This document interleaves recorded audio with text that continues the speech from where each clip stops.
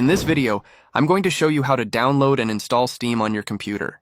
If you find this guide helpful, please consider subscribing and don't forget to leave a like. Let's jump straight into it.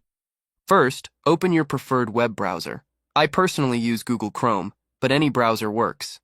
Then go to a search engine like Google and type in Steam. Make sure you click on the official site, which is store.steampowered.com. Once you're on the Steam website, look in the top right corner for Install Steam and click it. Keep watching because I'll also show you how to set it up after downloading.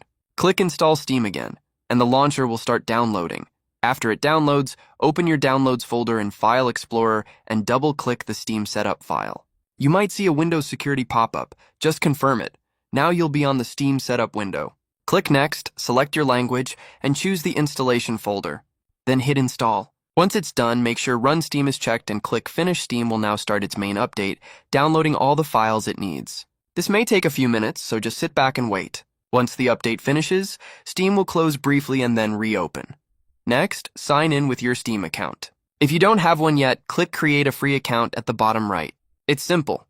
Just enter your email and choose a password, then you're ready to log in.